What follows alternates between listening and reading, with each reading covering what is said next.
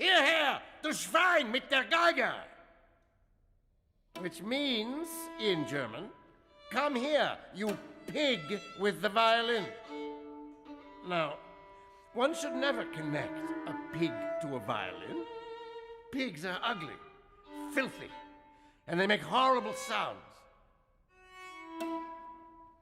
Of course, some people play like pigs. Composing Through Roses was a very new process for me because as it ended up, I needed to write the text. I needed to write, as it were, a play. And the way I went about that was trying to understand what happens to anyone with post-traumatic stress. And I spoke to several psychiatrists to understand better how that affects one's thinking. And obviously, I interviewed a lot of the people who firsthand demonstrated that to me. And what I came up with initially was the thought of a kind of ritual, a kind of nightly ritual in this case, where because of very particular triggers, which would happen consistently every single night, this person would be thrown into a sequence where one thought would lead to the next thought and draw him into a kind of ritualistic reimagining of all of the things in his past which have led to his present mental condition. And what I learned from psychiatrists is that this is very common with post-traumatic stress, where you enter into a kind of reliving of these events which cause this, and you go around in a circle, as it were, and cannot extricate yourself from that condition. And the only way that you manage it, as it were, is by going through this over and over and over again. So what I start with is a person asleep, waking up, and beginning this cycle. And every change of scene in the cycle, or change of events in his thinking, is triggered usually by one word. So he wakes up, and as we all do, the first thing we do when we wake up is say, "What time is it?" That's every human being waking up in the morning, every morning. What time is it? And the time then begins to associate with numbers. And the numbers become a sequence. So I put everything I could think of with numbers: dates, telephone numbers, numbers for pieces, opus numbers, Kerschel numbers, street numbers, everything imaginable, one by one. And in this person's case, of course, we get to the tattoo numbers, which were put on your arm when you entered Auschwitz. And I remember very specifically, there was a woman I interviewed who was extremely proud. And one of the first things she showed me was, "Look at my number. This number is da-da-da, because I was there very early. And so my number is much lower than many of the other people who got there later," as if that's some great thing to be proud of. What I then constructed was a kind of series of levels of trauma. So initially, there's a kind of mundane sequence of remembering mundane things. And then a second level is when some of those things become much more traumatic and the reactions to them are more emotional. And then the third level is when he completely loses any sense of reality and actually is hallucinating and reliving the events as if they were happening to him actually. Uh, the elements of the actual place of Auschwitz, of how people were brought there, the daily routine, I took pretty much for granted, so that any reference, for instance, a reference to a train is enough. All we need to hear is the word train, and we know what that means because there's been so much history and so much written and shown about all of these things. At the time I wrote the piece, there was one element which has become very clear recently because of a film, and that is the situation of the commandant's house in Auschwitz. And this was crucial to the piece in the end because the entire piece actually hinges on where that house was. uh, the commandant's house was immediately outside the fence that enclosed Auschwitz. It was the most mundane, everyday, two-story little bourgeois house of a German town, which had a garden in the backyard.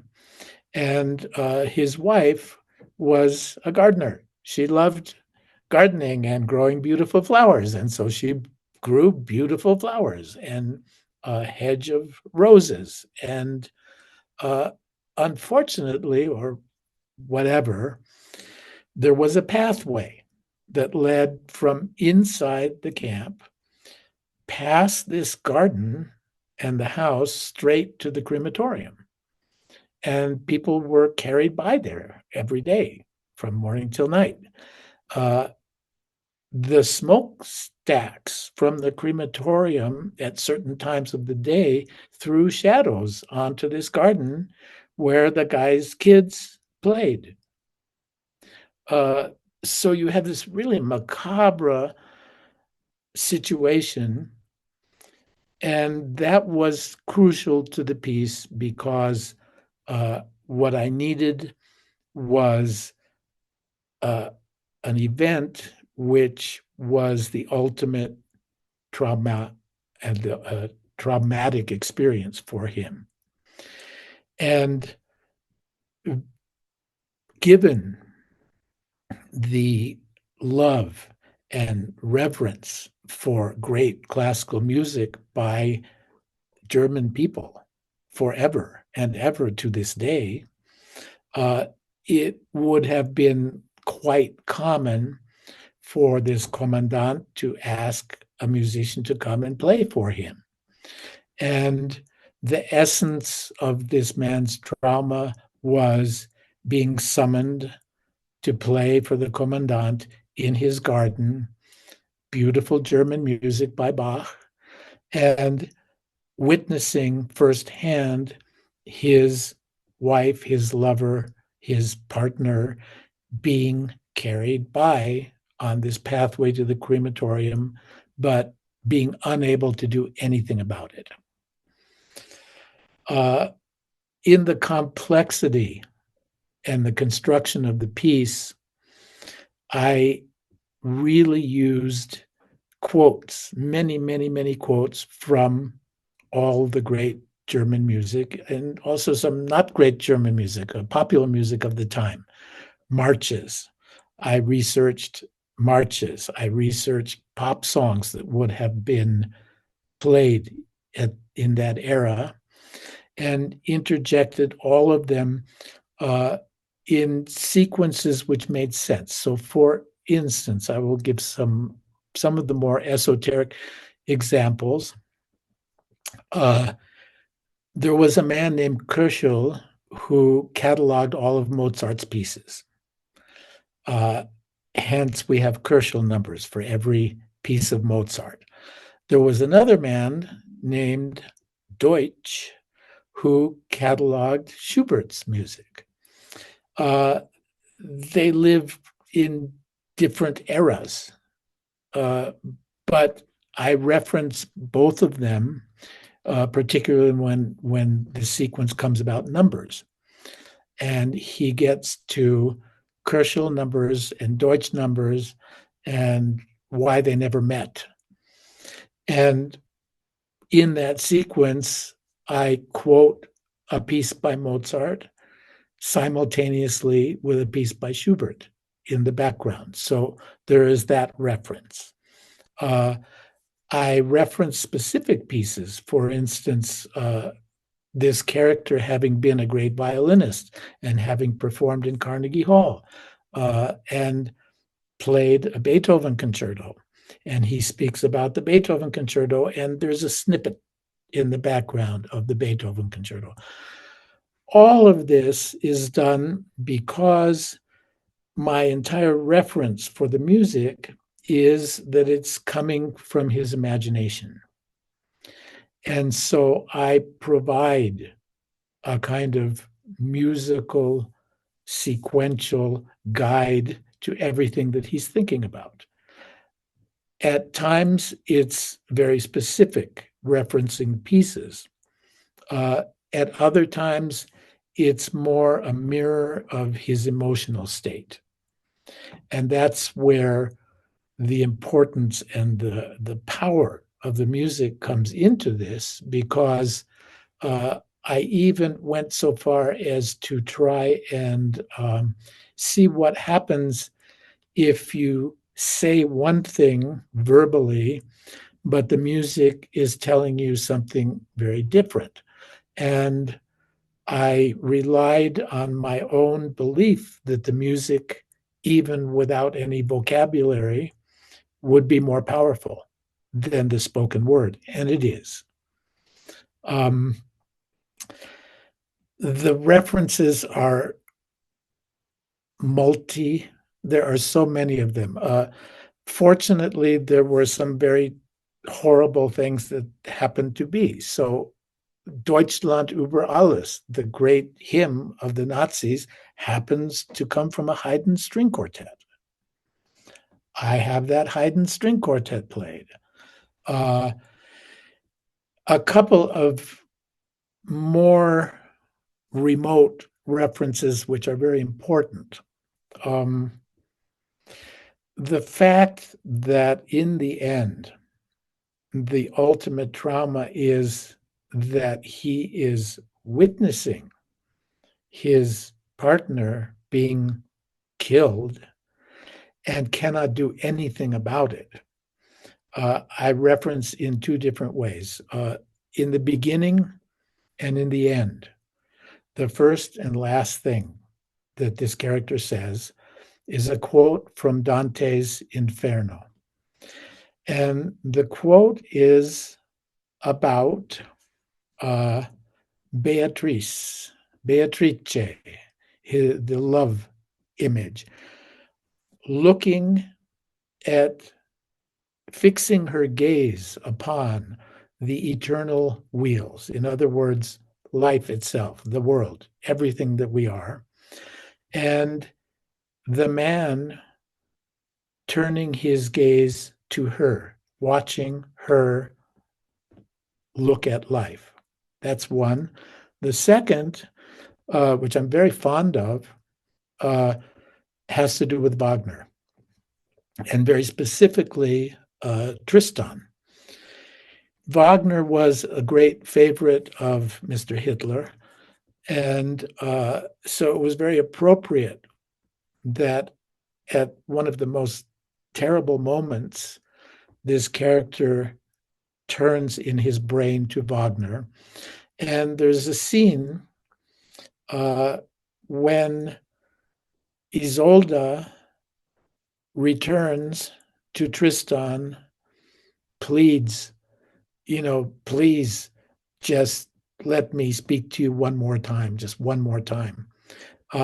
Also, very much relating to this idea of your partner being demised in front of you with nothing to do about it. There is a major element in the timing of the piece, which was very calculated. He wakes up in the beginning. He goes through a great sequence of remembrances which drag him further and further into his ritualistic trauma remembrance. And exhausted after a certain amount of time, he goes back to sleep. As an audience, what you sense at that moment is that this is half of the piece. In actuality, it's 2/3, more or less, which is very important in how you react to the piece, because what comes after is not as long as you thought it was going to be. And in retrospect, the piece seems much shorter. When he falls asleep, there is a kind of musical interlude, which is a dream sequence. And the dream sequence is, again, very calculatedly constructed with snippets from the music that he has referenced before. So it's almost like an entire scene of its own, which is just musical, but takes you through very specific occurrences. The train, some dogs, which are omnipresent in every concentration camp just to terrorize people. And all of these things. He then wakes up, and from then on, this entire third of the piece is deeply, deeply hallucinatory. He is no longer in any kind of realistic state, but he's reliving again everything that happened and leading up to this inevitable encounter in the backyard, playing a Bach partita and watching this horrific event in front of his eyes. Whenever I used quotations from actual music, my sense of it was that all of that sound is coming through his brain. This is not a recording of the piece. This is his remembrance of what it sounded like. And so everything is distorted, a little fuzzy. With the Bach partita, I actually have it played on the violin, but then also on the viola a little bit later, so that there's a kind of fuzziness to, where is this actually coming? Is it here? Is it here? Or all of it together. And the effect in the end is a kind of fantastic combination of all of these infinite number of quotes distorted and built into a kind of a fabric, a musical fabric. But that fabric is mine. It's my voice. It's not, it doesn't sound like simply a pastiche of different pieces of other music, but it's all incorporated into a homogeneous sound and sequence. Uh, the piece has some humor, which is very important in pieces like this because it undermines your defenses as an audience. So every time it's been performed, when I've been there or participated, I'm always really happy when 20 minutes into the piece, the audience starts laughing a little bit uh, because that's when I know I've got them. And I know exactly, that's it. You're done because putting you in that, I know when I bring down the sledgehammer, it's all that more devastating. And in the end, uh, it's a profound experience to hear this piece, uh, but it's unrelentingly uh, difficult to absorb. And most times, what I've come to understand is that people have an immediate reaction to it, so much so that many times there have been no applause for a while. People just sit. Many times we've performed the piece, walked out through the hall 20 minutes later, and people are still sitting. But more than that, what seems to happen is the next day, 2 days, a week later, things start to be remembered. And in the beginning, which obviously can't happen anymore, there were a lot of survivors who, first of all, would come to the piece, but also write to me. I got many letters thanking me for expressing what they couldn't, because it's simply not their ability.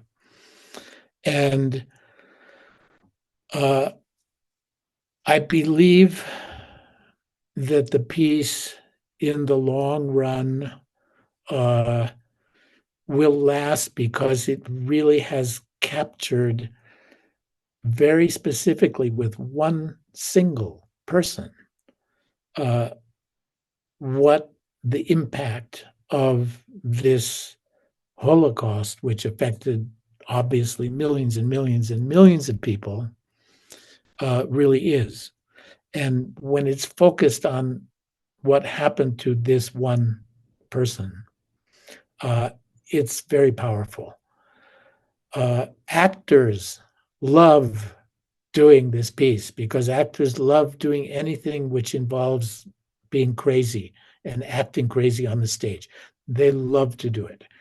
It's very difficult because, as I said before, so many turns of scenes depend on one word.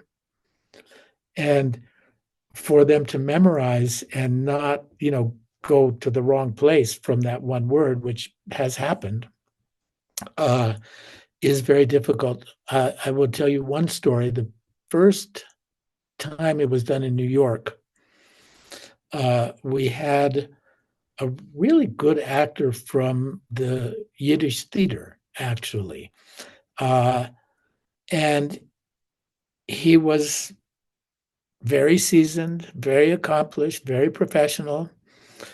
He did 2 performances. The first performance was perfectly fine. The second performance, he said the first 2 sentences of the piece and then lost it. And he was blank until the last sentence of the piece. In between, all he did was march around the stage repeating something. Then he would I was conducting, he would back up towards me. I would yell a sentence to him and he'd repeat that a few times and walk around and come back. I'd give him another one. And this went on for an hour. And the audience afterwards, people were coming back. How fantastic. What an incredible thing. And this actor was so real. He seemed so traumatized. Well, yeah, He was. Um, in Germany, this has become a role which all great stage actors aspire to do. It's been done by half a dozen of the greatest theater actors in Germany. Uh, and it's a great vehicle for them. In terms of the musicians, uh, the performance has certain aspects of ensemble where there are things that need to be rehearsed together and put together and worked out. But for the most part, the performances in terms of quality and impact depend, I would say, 80 to 90% on the individuals playing. The violin is his alter ego and is a really big part, uh, playing parts of Beethoven, concertos, and this is and that's, but really functioning as the man himself playing the instrument. Uh, the oboe is incredibly important, embodying the female. Uh, Big percussion part, which is great for virtuoso percussionists. Sometimes it's been played by two because too much for one person, but a really good person can do it.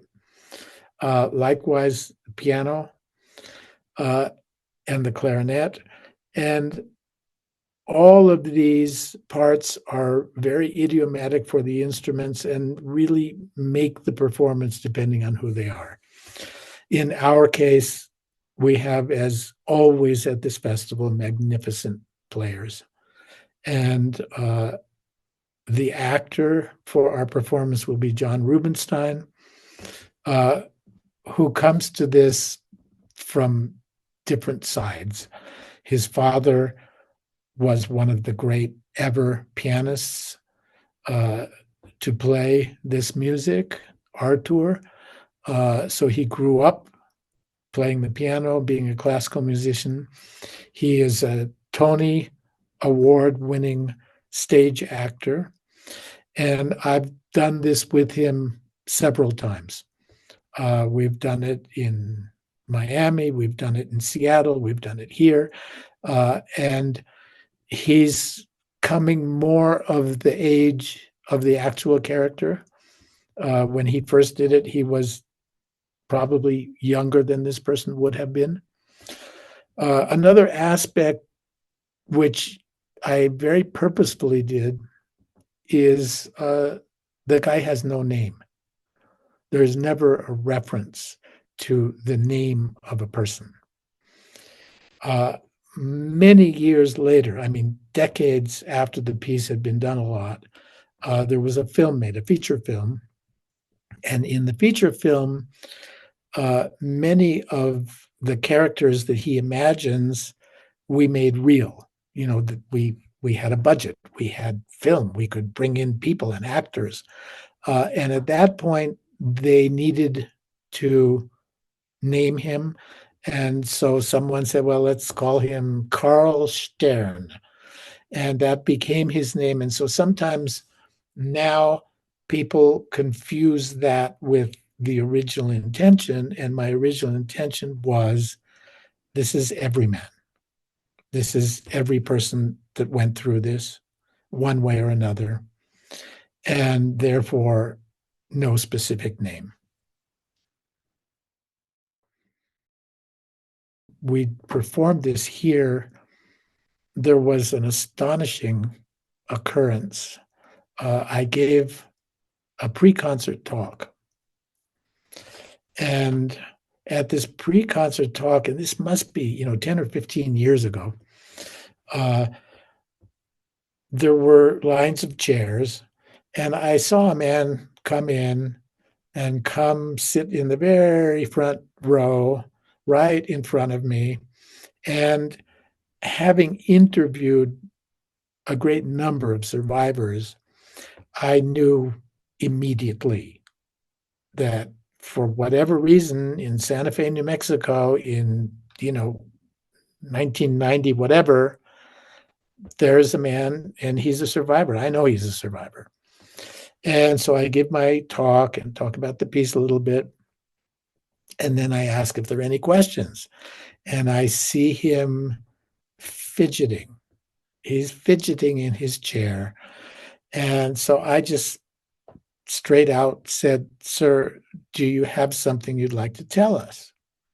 And he said, "Yes." And I said, "Would you please stand up and tell us what you want to tell us?" And he stood up and said, "My name is Carl Stern. That's where I got the name from. And I was in Bergen-Belsen.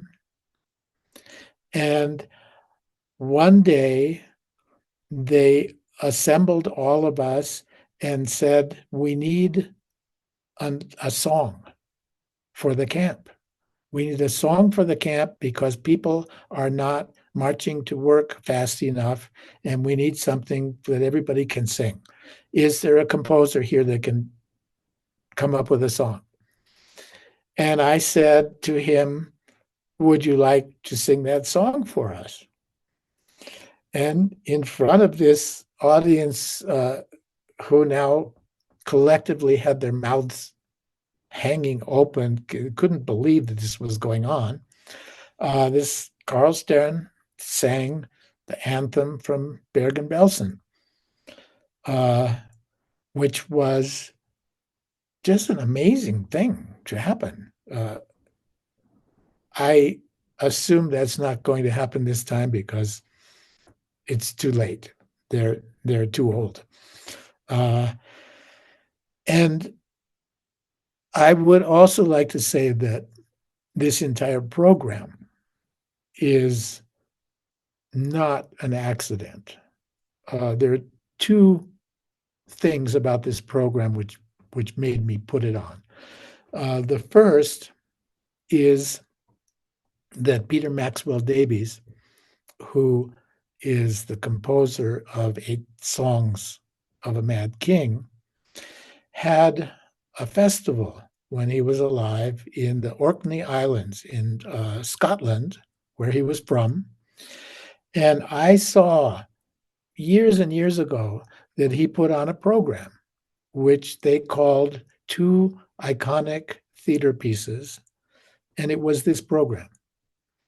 And in the back of my mind, I've always thought we should put on that program. What is particularly appropriate doing it now is that this really marks 80 years since the liberation of Auschwitz. And 8 Songs of a Mad King seems quite appropriate for the embarkation onto our next political adventure. So I think this is a very apt and timely program for all of us. And I'm playing for us. And I'm playing for those who are still alive. And I'm playing for her. And I'm playing for the dead and the incoming ones. All gone to my music. And she